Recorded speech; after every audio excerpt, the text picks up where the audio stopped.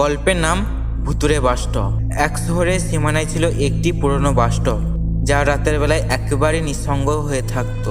আশেপাশে কোনো বাড়ি ছিল না, শুধু একটি ছোট্ট সাইনবোর্ড আর এক জোড়া বেঞ্চ। গ্রামের লোকেরা বলতো এই বাস স্টপের সঙ্গে কিছু অদ্ভুত সম্পর্ক ছিল। রাতে প্রায় সপ্তাহে কিছু লোক এই বাস স্টপে দাঁড়িয়ে থাকতো। তাদের অধিকাংশই চেহারা সাফ দেখা যেত না, যেন তারা মুছে যাওয়া কোনো মূর্তি। যাদের গা ছমছম করতো না তারা হয়তো কখনো বুঝতো না, কিন্তু যারা একবার সেখানে দাঁড়িয়েছে তাদের আর ফিরে আসার উপায় থাকতো না। রায়ান, এক তরুণ, শহরের বাইরে এলাকা থেকে আসা, এইসব গল্প শুনে খুব কৌতূহলী হয়ে উঠল। সে ঠিক করলো সে এক রাতের জন্য বাস স্টপটি দেখবে এবং জানবে এর গল্পের কোনো সত্যতা আছে কি না। এক রাতে আকাশে মেঘ ছিল এবং চাঁদ আড়ালে ছিল। রায়ান বাস স্টপের দিকে রওনা হলো। প্রথমে সে মনে করছিল এটি একটি সাধারণ বাস স্টপ, কিন্তু অতিরিক্ত কিছুই নেই। কিন্তু যতই সে এগিয়ে গেল ততই সে অনুভব করলো যে কিছু একটা অস্বাভাবিক হচ্ছে। চারপাশে ছিল নিস্তব্ধতা এবং কোনো প্রাণী বা মানুষের আওয়াজ কিছুই শোনা যাচ্ছিল না। অদ্ভুতভাবে বাস স্টপের এক জোড়া পুরনো বেঞ্চ ছিল, যেগুলি যেন বছরের পর বছর ধরে ব্যবহার হয়নি। রায়ান সেখানে দাঁড়িয়ে কিছু সময় অপেক্ষা করতে লাগলো এবং ততক্ষণে রাত গভীর হতে শুরু করছিল।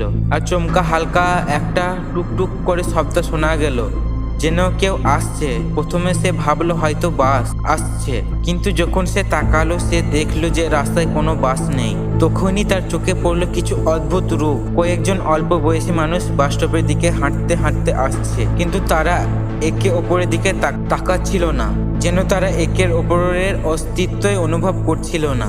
তাদের মুখে কিছু অদ্ভুত দৃষ্টি ছিল, খুব মৃদু হাসি, যেন একটা উদ্দেশ্য নির্জন এই বাস স্টপের একে অপরের সঙ্গে মিলিত হওয়া। রায়ান কিছুটা আতঙ্কিত হয়ে উঠল, কিন্তু তার পা যেন এক অদৃশ্য শক্তিতে আটকে গিয়েছিল। এমন সময় এক পুরুষের কণ্ঠ শোনা গেল, তুমি এখানে কেন? এখানে তো আর কেউ ফিরে যায় না। রায়ান ঘুরে তাকিয়ে দেখলো এক বৃদ্ধ লোক দাঁড়িয়ে ছিল। লোকটির মুখ একেবারে সাদা, চোখ দুটো অন্ধকার এবং গভীর।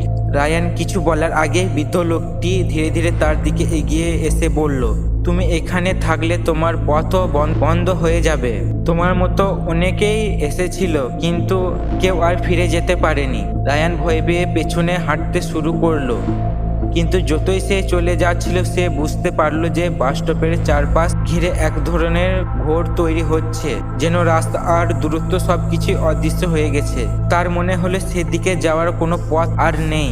সে চিৎকার করতে চাইলো, কিন্তু তার গলা আটকে গেল। হঠাৎ আরেকটি শব্দ শোনা গেল, একটা বাস স্টপেজের দিকে আসছে, কিন্তু বাসটি ছিল সম্পূর্ণ কালো, তার ভিতরে অন্ধকার।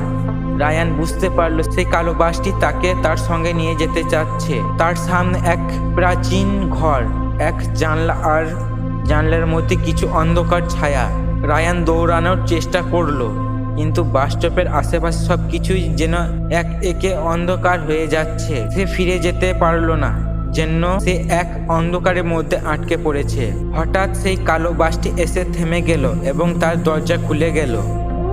ভিতর থেকে অদ্ভুত হাসি ভেসে এলো, যেন সে আর কখনো ঘরে ফিরে যাবে না। পরের দিন পুলিশ আসার পর বাস স্টপের কাছে শুধু রায়ানের এক টুকরো ফোন ছিল, যেটি পেছনে রয়ে গিয়েছিল। তবে বাস স্টপের সামনে কোনো ধরনের বাস বা রায়ানকে আর পাওয়া যায়নি। লোকেরা আজও বলে সেই বাস স্টপটি ছিল এক ধরনের অভিশপ্ত স্থান। যারা একবার দাঁড়িয়ে যায় তারা আর কোনোদিন ফেরত আসে না।